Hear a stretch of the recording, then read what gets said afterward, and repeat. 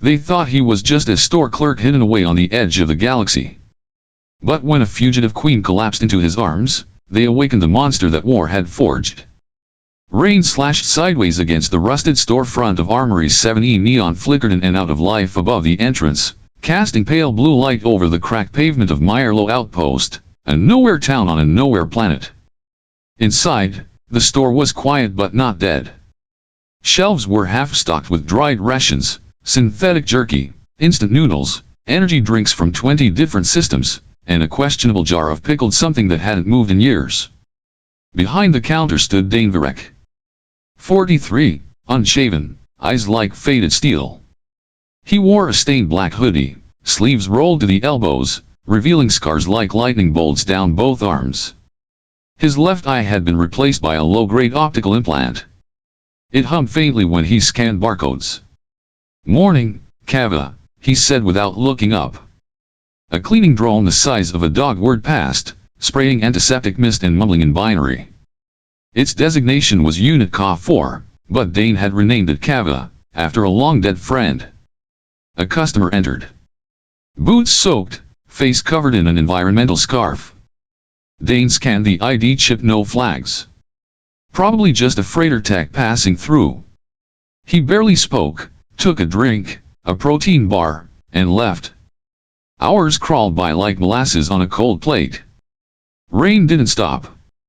The camera above aisle 3 twitched again, a glitch Dane never bothered fixing. Let it twitch. Let the whole damn place rot.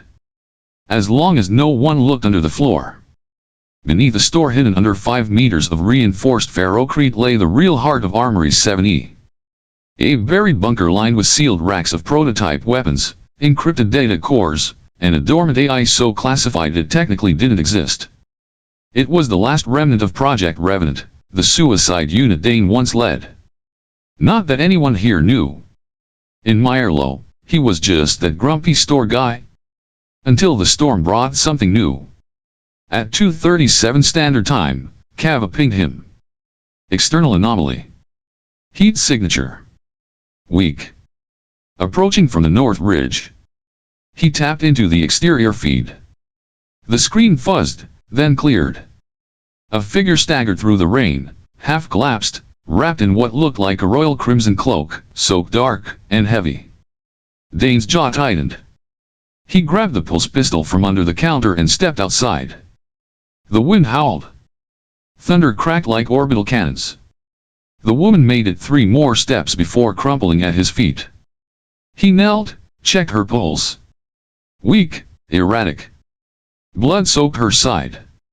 Her face was half covered, but he could see pointed features, high cheekbones, skin with a faint lavender hue, not local. Not even system-born. And then he saw a gold-etched insignia on her cloak, the mark of House Veyra. His stomach twisted. House Veyra was extinct. Or was supposed to be. He looked around. No drones. No eyes. Not yet. Shit, he muttered, lifting her into his arms. She weighed next to nothing. Cav rolled to the door and popped it open automatically. Dane carried her inside, laid her on the counter, and began cutting away the blood-soaked fabric. Embedded in her forearm, partially hidden beneath nanofiber implants, was a blinking BIOS, hard-locked, encrypted, and old. Military old. He stared at it for a long second. "You brought war to my doorstep," he whispered. Outside, the storm raged louder. And beneath the floor, the lights of the buried armory began to blink to life, one by one. She awoke in silence. The ceiling above her was dull steel. Pipes ran like arteries, humming softly. A faint antiseptic smell filled her nose. Serenya Veyra blinked twice before trying to sit up. Her side burned deep, sharp, stitched together by someone who knew what they were doing but didn't care if it hurt. Dane Virek watched from across the room, arms folded, leaning against a weapons locker he hadn't opened in a decade. He said nothing. "Where am I?" Serenya's voice was hoarse. "Somewhere safe. For now." She scanned the room. Not a medical bay. More like a fallout shelter. Tools, cables, old military rations, and a weapon rack mostly covered in dust. The drone hovered near the ceiling, its scanner light ticking over her vitals. "You stitched me up," she said. "Didn't plan on it. Thought you'd bleed out at my door." She gave a dry smile. "Sorry to disappoint." Dane didn't smile back. He walked toward her slowly, pulled up the sleeve of her left arm, and held up a scanner. The BIOS hard blinked beneath her skin. "You wanna explain why there's an encrypted shard in your arm broadcasting low-level pings in every frequency flagged as high threat?" Her face tensed. "You scanned me." "I scanned the dead weight bleeding all over my counter." "Congratulations, you lit up every sensor I still have. That thing in your arm is military grade. Pre-unification. And it's waking something up." Serenya shifted upright. "Then you know what's coming." "I know I don't want it here." Silence settled. Rain still tapped faintly against the structure above. She looked at him, eyes narrowing. "Do you know who I am?" "Yeah. You're supposed to be dead." A pause. "Serenya Veyra. House Veyra. Royal line, second daughter. Last survivor." He turned away, walking toward the console. "I fought in that war. Watched your family burn. Watched the unified governance install Kale Oryx like some damn prophet." She flinched at the name. "He's not a prophet. He's a machine in a man's skin. Still better dressed than you?" Serenya exhaled through her nose. "That shard isn't just military tech. It's a map. A key. To something old. Something your government buried because it was too powerful to control." Dane glanced over his shoulder. "Let me guess. You want to use it?" "No," she said. "I want to destroy it. But they'll use me to activate it first. That's why they're hunting me." Dane stepped closer, eye narrowing. "Activated how?" She held up her arm. "The shard needs a genetic match to trigger the Vault's protocol. I have half the key. You." She stopped. "Say it. You were part of Revenant unit, weren't you?" He didn't answer. "Your genetic markers were used to lock the Vault. You're the only one left who can finish the sequence." "No," he said flatly. "You don't even want to know where it is. I want you gone." She stood despite the pain, facing him directly. "They will come. Whether I'm here or not. Oryx has eyes everywhere. You think this outpost is invisible? It's a blip. A noise in the storm. But now you're a light. You brought me in, and that means you're already on every list that matters." He stared at her. "Then I'll burn the list." Before either could say more, Kava beeped sharply. "Incoming signal. Not local. Multiple heat signatures approaching fast." Dane's face went cold. "They found you. I told you." He grabbed a pulse rifle from the wall, slammed a fresh cell in. The buried armory flickered to life. Lights strobed. Systems booted. Old ghosts waking up. "Get below. Lock yourself in the second chamber. Do not come out until I say."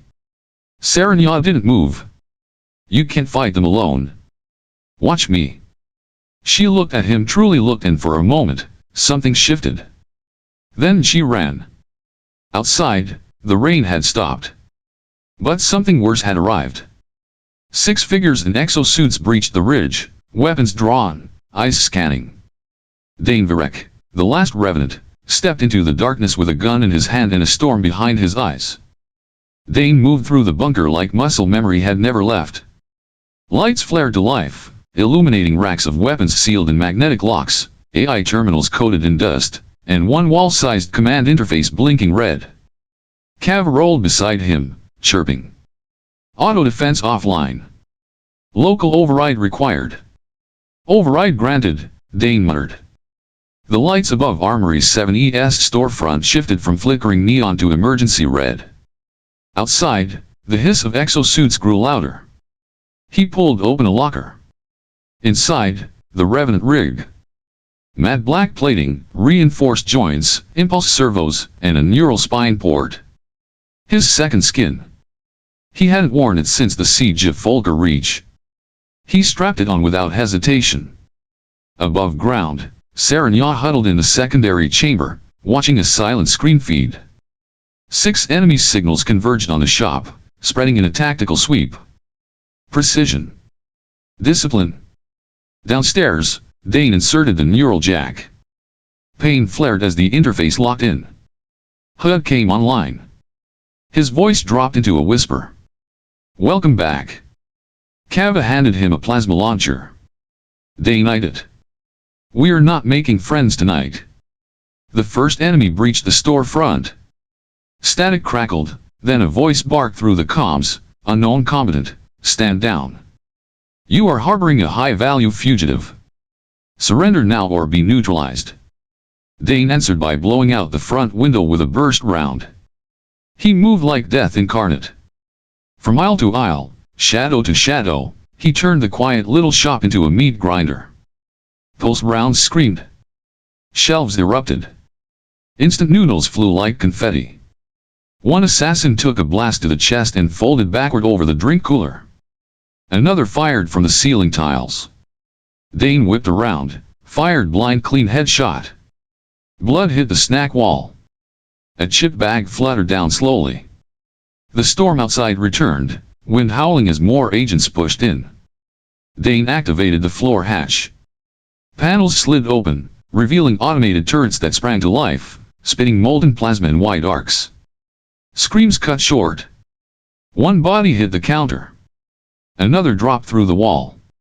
By the time the last 2 entered, they were hesitant. "Target is Revenant," one hissed.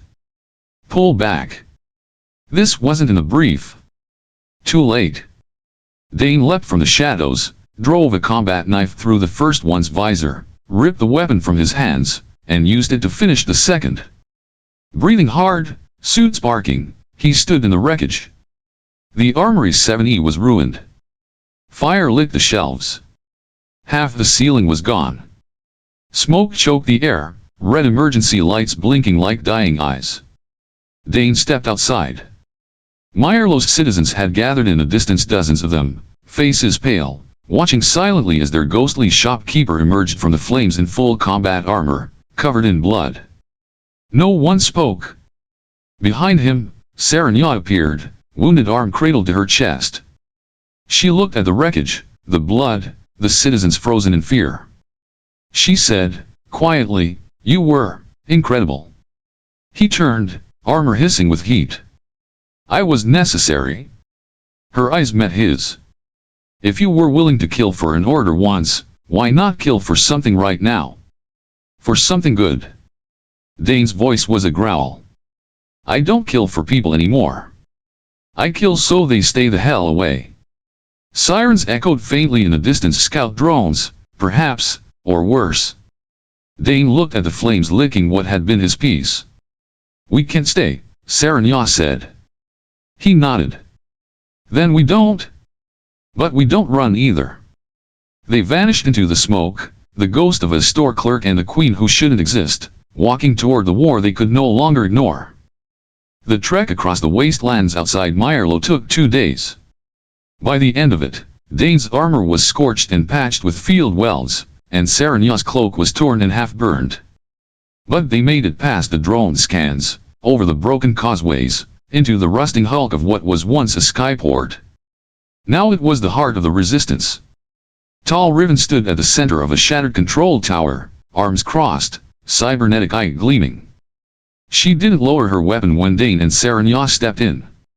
"You're late," she said. "Didn't know we had a meeting," Dane replied. "You always were hard to track." Tall soldiers, scarred men and women in mismatched armor surrounded them. The room buzzed with tension. Serenya stepped forward. "Commander Riven.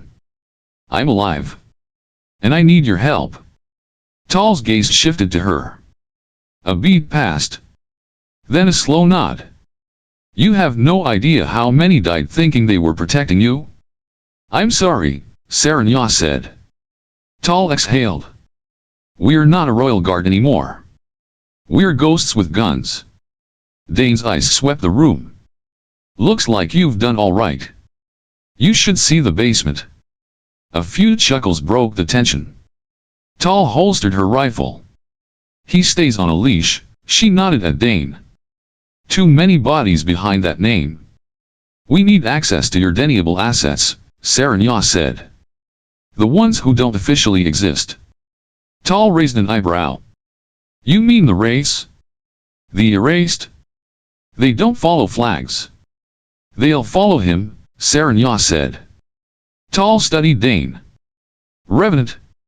That's real. Dane didn't answer. He just unlatched a piece of his armor and tossed it to her. She caught it. Scanned the inside plate. The serial number glowed briefly. Black Ops code, Revenant confirmed. Tall whistled. Well, shit. 3 hours later, they descended into the lower decks of the ruined port, where old habitation pods had been converted into barracks and war rooms.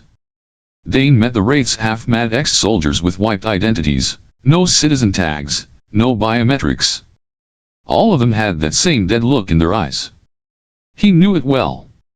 One of them, a scar-faced man named Holland, stared at Dane. You're the myth. No, Dane said. Just the warning. That night, he slept for the first time in days. But sleep didn't bring peace. He saw himself stripped of armor, naked under white lights, surrounded by machines. A voice echoed, sequence complete. Awakening subject. A mirror stood in front of him. Except it wasn't a mirror. The other version of him opened its eyes. Cold, perfect, surgical. Virek Prime. Dane woke with a jolt, sweat beating down his face despite the cold. Kava's lens blinked softly nearby. Another dream, it asked. Not a dream. A signal. He's waking up. Kava processed for a moment. Remote neural resonance. You're synced. They built him from you. He's bleeding back into the source. Then we cut the link. Before he becomes more me than I am. In the morning, Dane walked to Serenya. If you want your war, he said, we need to move before he does. She looked at him. For the first time, he saw fear not for herself, but for what they might lose. Then we move. Now. The fire pact was sealed in silence, steel, and the unspoken truth that they might not come back. The raid on the Citadel archive began at dusk. Dane moved through the shadows like a phantom, flanked by Serenya and a squad of Wraiths. Their objective was buried deep within the ancient facility, a data core containing tactical schematics for Kale Oryx's command network. It should have been a clean hit. Tall had secured the route in. Power was down, patrols thinned, outer sentries deactivated. Everything too perfect. They breached the perimeter. Serenya moved with precision, her knife silent and sure. Dane disabled locks and bypassed scanners, Kava mapping their path in real time. The archive's central chamber opened like the maw of a beast, circular, domed, cables hanging like veins. Dane reached the core terminal and plugged in Kava. Start the download. On it, Kava buzzed. Then the lights turned on. Steel shutters slammed shut. A dozen turret ports slid open from the walls. Red lasers lit across the chamber. Tall stepped through the far door, flanked by Oryx's soldiers. Her rifle wasn't lowered this time. I told you, she said to Serenya. They don't follow queens anymore? Serenya froze, her face pale. Tall. I bled for your house. Buried friends for your father. And what did I get? A medal? A grave? Oryx offered me something you never could. Loyalty. Dane growled. Purpose, she snapped. Redemption. The soldiers raised their weapons. Dane moved to shield Serenya. Tall hesitated. Step aside. I can get you out of this. Just give her up. No. Then die. The room exploded. Turrets fired. Dane pushed Serenya behind a console and returned fire, plasma rounds shrieking through the air. Wraiths fell. Screams echoed off the walls. Dane took a shot to the shoulder. Another grazed his thigh. Blood soaked through his armor. Kava screamed, "Download at 72%. Serenya fought to hold the rear. Tal shouted orders from above, her soldiers tightening the trap. Then Cav rolled forward. Dane. Get back. Negative. Core compromised. Escape vector required. This is final protocol. Dane realized what was happening. Don't. Cav surged toward the central console, lights flashing. Initiating self-destruct. Goodbye, soldier. The explosion rocked the chamber. A wave of heat and force sent Dane flying. Metal screamed. Consoles shattered. The power surged out. When he woke, he couldn't move his right arm. Smoke filled his lungs. He coughed, blinked, saw no one, no soldiers, no race, no Serenya. He dragged himself upright, stumbling through the rubble. His right hand hung useless, burned, twisted, ruined. Cav's remains flickered dimly in the wreckage, one eye still faintly glowing. Dane knelt beside it. "You stubborn bastard," he whispered. Then he found the shard Serenya's BIOS heart dropped in the chaos. They had taken her. He walked out of the citadel alone, bleeding, broken. The next day, the resistance camp burned. Dane didn't stop it. He didn't speak. He spent the next 72 hours alone in a bunker with a fusion torch, an injector kit, and old revenant schematics. When he emerged, his right arm was gone. In its place, a war-forged prosthetic, a custom combat limb wired directly into his spine. He tested the fingers. Flexed the grip. Looked at the wreckage in the mirror. The man staring back wasn't a store clerk. He wasn't even Dane Virek anymore. He was war, rebuilt. And Serenya was waiting. The central tower rose like a monolith of obsidian against a dead sky. Data streamed through conduits along its surface, pulsing like veins carrying synthetic blood.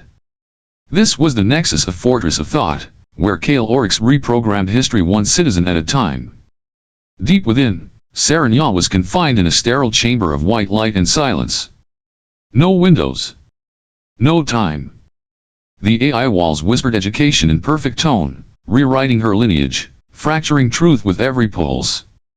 She resisted, but her memories flickered, thinned. Meanwhile, Dane scaled the exterior shell of the Nexus, avoiding pulse drones and ion scans.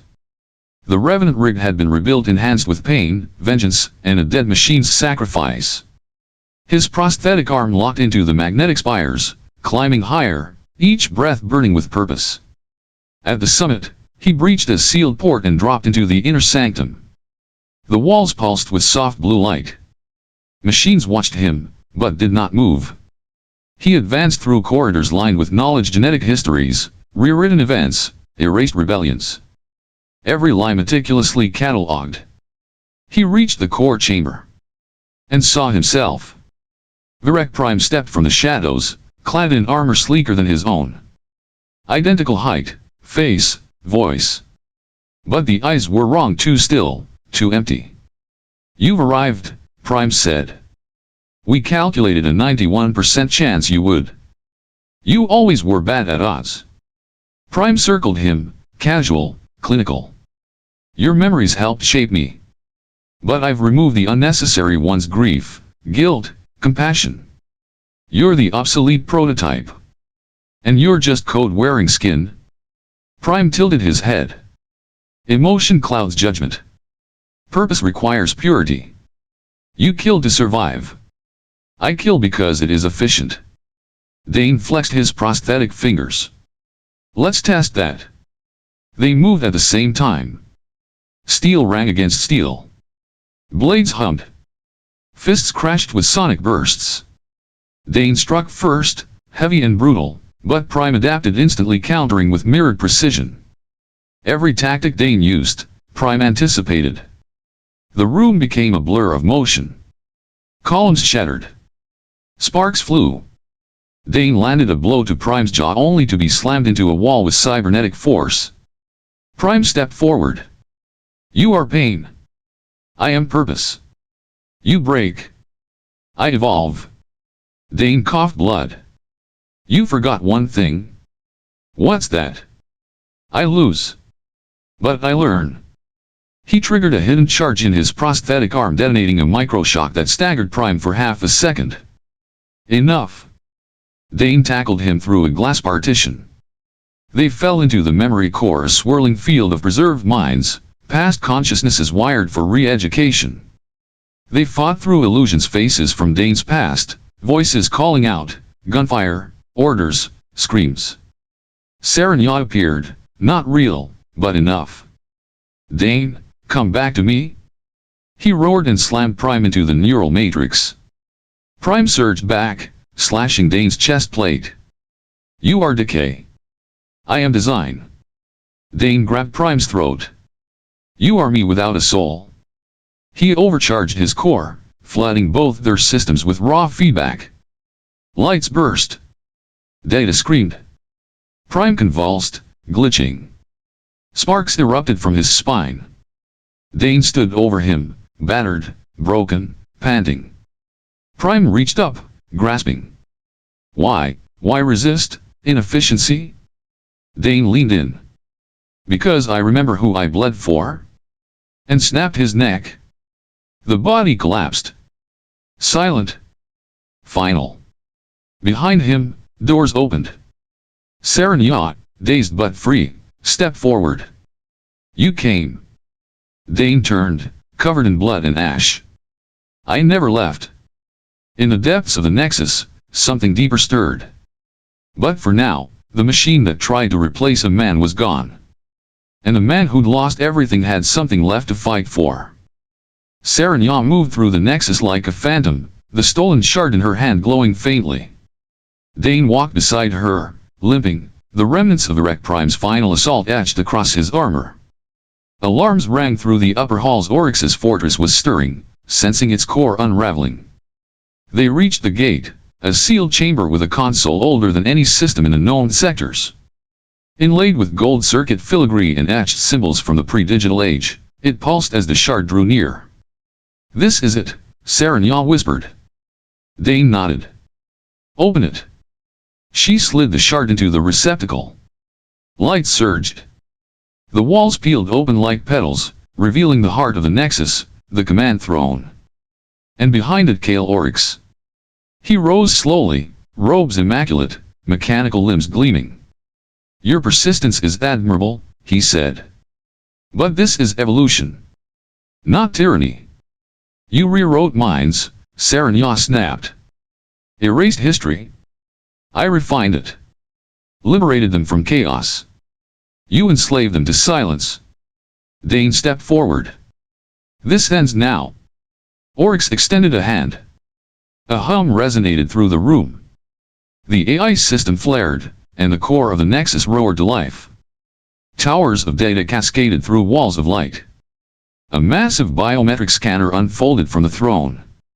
Only one genetic sequence can disable the failsafe, Oryx said. And you've already killed him. Dane stared. Then raised his burned, ruined arm. Not quite. He stepped into the scanner. The machine screamed. DNA sequences unfurled across the air, locking into code. Pain ripped through Dane's body as the system fed on his gene imprint. He didn't scream. He remembered Kava. The race. Serenya. He gave it everything. His arm overloaded sparks, smoke, then flame. The Nexus shuddered. Dane collapsed. The system froze. Then collapsed in on itself, data imploding, lights snuffing out one by one. Oryx lunged. Serenya caught him mid-stride, blade flashing. He dropped to his knees, sputtering. I saved them, from themselves. She looked him in the eyes. You saved nothing. You erased choice. And drove the blade into his heart. He fell like a statue, finally irrelevant. Silence. Serenya dropped beside Dane, cradling him. You did it. He coughed, barely smiling. Told you. I learn. She brushed blood from his face. What do you want, Dane? After all this. His voice was barely more than a breath. A store. And you. But you can say no. She leaned in, kissed him gently. I already said yes. Outside, the nexus burned. And somewhere beyond, stars waited for a world that could choose for itself again. Months passed. The scars left by the Nexus War didn't fade easily. Cities rebuilt themselves, not with steel and stone, but with memory.